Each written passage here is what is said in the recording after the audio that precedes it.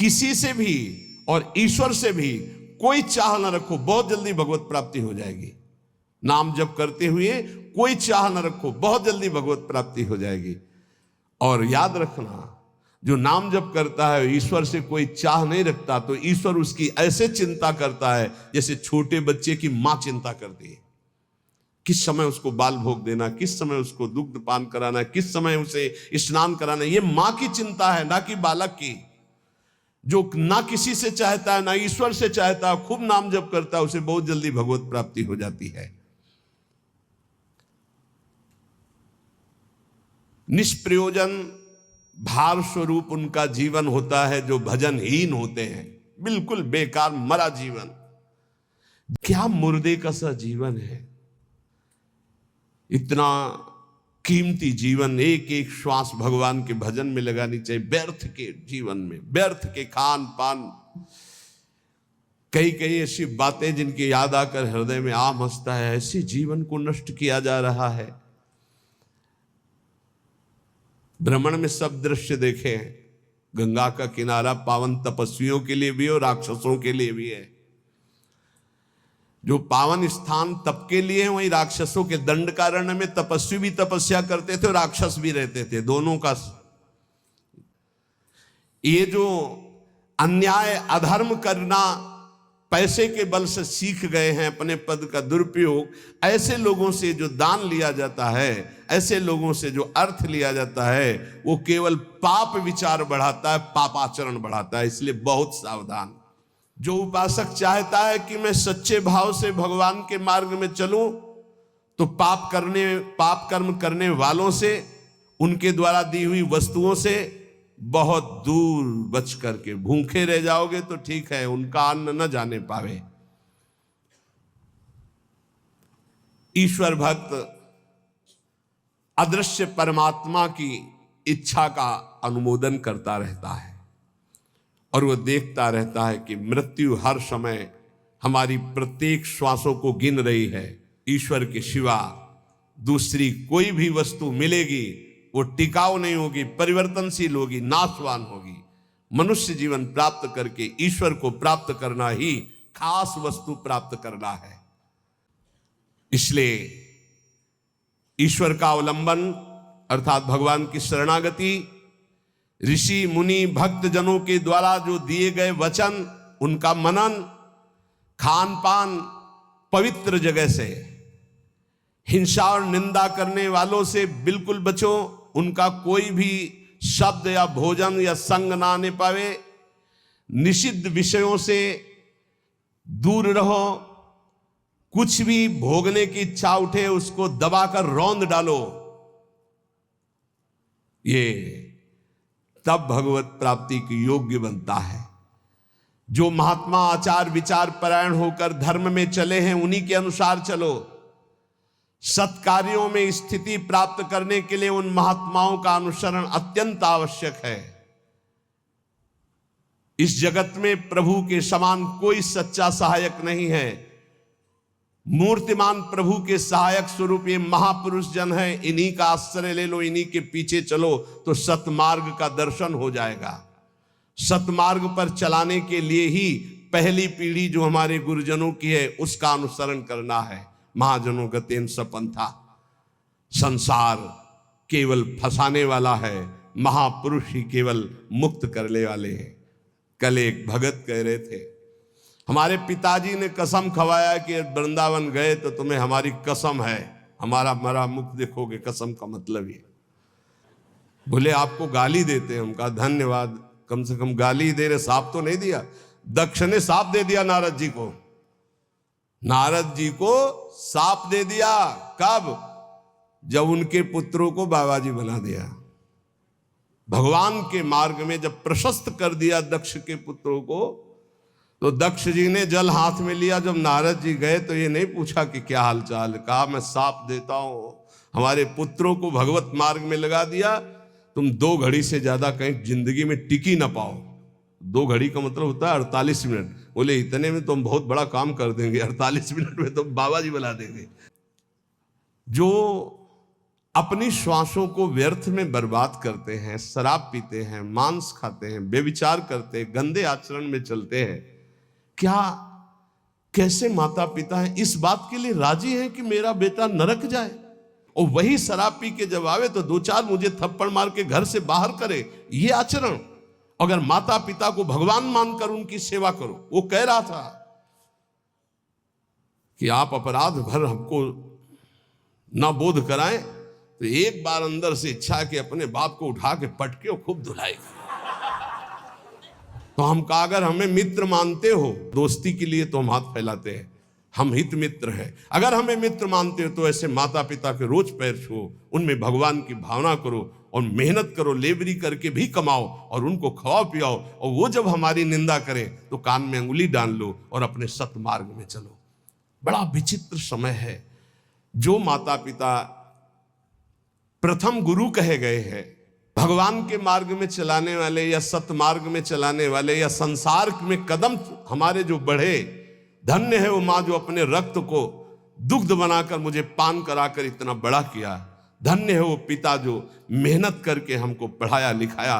अब वो चाहे जितना कड़ुआ बोले, हम उसे भगवान की तरह पूजेंगे। सबको ये मानना चाहिए। उनकी वृद्धावस्था, वो कुछ भी बोल सकते हैं, बड़े लोग हैं, हमें उनकी सेवा करनी और सतमार्ग में चलना है। तो यहां कह रहे कि महापुरुषों के सिवा अपना कोई सतमार्ग बताने वाला नहीं, इसलिए संतों की बात को मानना चाहिए। वो अहेतुकी मित्र हैं, तुम्हारा अमंगल नहीं कर सकते हैं। इस जगत में प्रभु के समान कोई सच्चा सहायक नहीं, और प्रभु ही महापुरुषों के रूप में प्रेरित करते हैं आकर के अपने मार्ग को। इसलिए मन को सत्य मार्ग में चलाने के लिए पहली सीढ़ी संत महापुरुषों के वचनों के आधार पर चलो। आज हम सबके ऋणी हैं, सच्ची हृदय से ऋणी हैं। धन्यवाद देते हैं कि आज इस कलयुग के प्रचंड तांडव काल में आप संतों की बात मान रहे हैं। इसलिए हम आपके चरणों में प्रणाम करते हैं, क्योंकि इसमें आपका मंगल है। आप स्वस्थ रहेंगे, आप भगवत भजन करते हुए अच्छे आचरण वाले रहेंगे, तो आप हमारे बहुत बड़े हितैषी हुए। क्योंकि आप सुखी हैं, आपका मंगल हुआ, तो मेरे कर्तव्य का पालन हो गया, मेरे साधु वेश का धारण करना सार्थक हो गया। आप हमारे बड़े सहयोगी हैं, आप हमारी भागवती उन्नति के बहुत बड़े कारण बन गए। क्योंकि हम धन्यवाद के पात्र तभी बनेंगे जब हमारी बात को मानकर आप धन्य हो जाएंगे। हमारा कल्याण हो गया, हमारा मोक्ष हो गया तो बहुत छोटी बात है। अगर हमारी बात से आपका कल्याण न हुआ तो हमारी बात की बात क्या रहेगी? तो हमारी बात को सार्थक और समर्थ बनाना आपका कर्तव्य है। यदि आपने अपने कर्तव्य का पालन किया तो मेरे कर्तव्य का अपने आप पालन हो जाएगा कि मेरा साधु वेश धारण करना, मेरा जीवन धारण करना, मेरा भजन करना, मेरा सतमार्ग में चलना सार्थक हो गया। हमारे देश के यदि 2-4 हजार लोग भी कुमार्गगामी प्रवृत्तियों को छोड़कर भगवत मार्ग में चल रहे तो हृदय से आशीर्वाद देता हूं। आशीष देने के लिए तपस्या की जरूरत नहीं होती। मां अपने बच्चे को आशीष देती तपस्या से नहीं, दुलार से। आप स्वस्थ रहिए, आपकी बुद्धि स्वस्थ रहे, आपके जीवन का परम लक्ष्य भगवत प्राप्ति आपके हाथ में आवे, आप कभी गलत आचरणों में ना फंसे। अगर वार्ता को सुन करके अपने मन में धारण करेंगे तो निश्चित ये वस्तु आपको प्राप्त होगी, क्योंकि हमारा जन्म सिद्ध अधिकार है भगवत प्राप्ति करना। जो संतों में पूर्ण श्रद्धा रखते हैं, अध्यात्म विषय में चलना चाहते हैं, उनको परमात्मा साक्षात्कार निश्चित हो जाता है। मांगना बंद कर दो, ना भगवान से मांगो ना किसी मनुष्य से मांगो, मांगना बंद कर दो। यहां कह रहे मांगो मत, तो ऐसे देने के लिए बोलो मत। दोनों बातें संभाल के, भगवान की इच्छा ऐसे कर दिया, नहीं आया तो बोलना नहीं। कभी तुम बोलो मत और कभी तुम मांगो मत। ऐसे बोलने से अपराध लगता है। मांग लिया तो आश्रय छूट गया, ये बात समझ लेना। दोनों को अपनी अपनी निष्ठा में रखना है। ना मांगना है और ना देने के लिए बोलना है। ऐसे दे दो, कोई जान नहीं पाया। और जैसे हरि रखते हो वैसे रह जाओ, और उसका एहसान मत मानो देने वाले का, तो दोनों का परमार्थ पुष्ट हो जाए। यदृच्छा लाभ संतुष्टो। बिल्कुल ये हम विनोद में बहुत खास बात बता रहे हैं कभी संतों से, कभी भगवान के सामने, कभी ऐसे। जैसे एक आए थे कि हमने कहा था कि हे हनुमान जी, हमारा काम हो जाएगा तो आपको मंदिर बनाओ। भगवान के सामने संकल्प मत करो। अगर आपको कोई मांग रखनी, देखो सत्संग सुलझाव का है, सत्संग मतलब सुलझना। हमारे बाप हो, हे प्रभु मुझे ये चाहिए, जैसे अपनी मम्मा और पप्पा से मांगते तो कैसे मांगते हैं, हमें चाहिए। उनको हम ये थोड़ी कहते हैं कि हमको ये दे तो तुम्हें हम ये ले आएंगे, तुम्हें वो ले आएंगे, तुम्हें ऐसा। प्रलोभन देते हैं क्या? थपड़िया देंगे माता पिता। हमारा बच्चा हमको प्रलोभन देता है, जाल में फंसाना चाहता है। ऐसे थपड़िया जाओगे अगर प्रभु को और अगर बड़े दाता बनते हो कि मंदिर बनवा देंगे तो भी काम हो गया, बनवाओ मंदिर। नहीं बनवाओगे तो फिर भगवान का जो विधान है वो आपको फिर परेशान करने लगे। कभी संकल्प मत करो, कभी भगवान के मंदिर में कुछ वादा मत करो, कभी संतों के पास कोई वादा मत करो। वादा करो तो फिर अक्षरशः पूरा करो, नहीं मत करो वादा। अपनी मांग रख दो। संत हैं, पिता के समान हैं, प्रभु हैं, परम पिता के समान हैं, हनुमान जी हैं, हमारे गुरु भाई हैं, हमारे मित्र हैं, हमारे इष्ट के प्रेमी हैं। अम्मा तो अम्मा है जगदम्बा, उनसे क्या कहे, उनसे मांग लो। उनसे क्या कहें कि आपको चुनरी उड़ा देंगे, वो चुनरी की कमी है। अरे जिनके दूल्हा भगवान शंकर, उनकी चुनरी कमी। विश्वात्मा भगवान अम्मा हो, आप हमें दे दो। हमारे मन में लालसा जगी। अब बेटे हो तो कुछ तुम्हें आवश्यक है तो आप भाव अपने अर्पित कर सकते हो मां के समान, लेकिन मांगना और वादा करना ये दो बातें नहीं।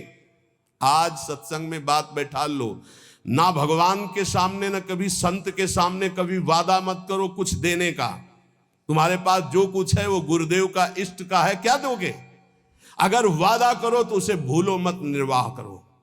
दूसरी बात, मांगो मत, वो सर्वज्ञ है, अपने आप पूरा करेंगे। यदृच्छा लाभ संतुष्टो, जैसे भगवान परिस्थिति दे रहे उसमें संतुष्ट रहो। इष्ट का है, क्या दोगे? अगर वादा करो तो उसे भूलो मत, निर्वाह करो। दूसरी बात, मांगो मत, वो सर्वज्ञ है, अपने आप पूरा करेंगे। यदृच्छा लाभ संतुष्टो, जैसे भगवान परिस्थिति दे रहे उसमें संतुष्ट रहो। कल एक भगत जी ने कहा, जब अनुकूलता रहती तो हमें पातिव्रत धर्म भी याद रहता है, सब याद रहता, जब प्रतिकूलता आती तो सब भूल जाते हैं। इसको कोई भक्ति कहते हैं? अनुकूलता में तो सब जय हो बोलते हैं, जब प्रतिकूलता में जय हो बोलो तब तो तुम्हारी भक्ति रही। द्वंद्वाती तो अनुकूल प्रतिकूल, मान अपमान, लाभ हानि, दुख सुख में बराबर जिसका भाव रहता है वो सिद्ध महापुरुष होता है। साधक को बराबर भाव रखने की चेष्टा करनी चाहिए। विमत्सरा, किसी के प्रति ईर्ष्या मत रखो। ईर्ष्या बहुत हानिकारक है। ईर्ष्या में बहुत बड़े बड़ों का पतन होते देखा है। ईर्ष्या बहुत जल्दी नाश कर देती है, इसलिए ईर्ष्या दूसरे के प्रति होने का मतलब अपना नाश करना। समा सिद्धाव सिद्धो जो, साधन में चल रहे हो, लाभ मिले ना मिले, आपका साधन सच्चिदानंद में, निराश होने की जरूरत नहीं है। बहुत ध्यान से सुनना, नहीं तो ये आने लगता है कि हमारा इतना समय हो गया भजन करते, कोई लाभ तो हमारे को मिला नहीं। देखो, गुरु कृपा से कभी तुम्हें लाभ नहीं दिखाई देगा, गुरु कृपा से। और जब लाभ दिखाई देने लगे तो जान लेना अकृपा आ गई है। क्यों? अहंकार के बिना लाभ का अनुभव नहीं होता। जब अहंकार आता है तब लगता है मेरे में सद्गुण आ गया, और जब दैन्यता आती तो बड़े बड़े सिद्ध महापुरुषों को देखा, कभी उनको यह अनुभव नहीं होता मैं प्रेमी हूं, मैं भागवती हूं। जितने महापुरुषों की वाणी आप पढ़ के देख लीजिए, अहंकार रहित महापुरुष तो अपने को अधम, तुच्छ, नीच, मूढ़, कामी, यही शब्द बोले हैं अपने लिए। जब अपने में आ जाए कि मैं निष्कामी, मैं महात्मा, मैं सिद्ध, मैं तो जान लेना अहंकार जागृत हो गया है। और ये भगवान की कृपा से नहीं होता है, अकृपा से होता है।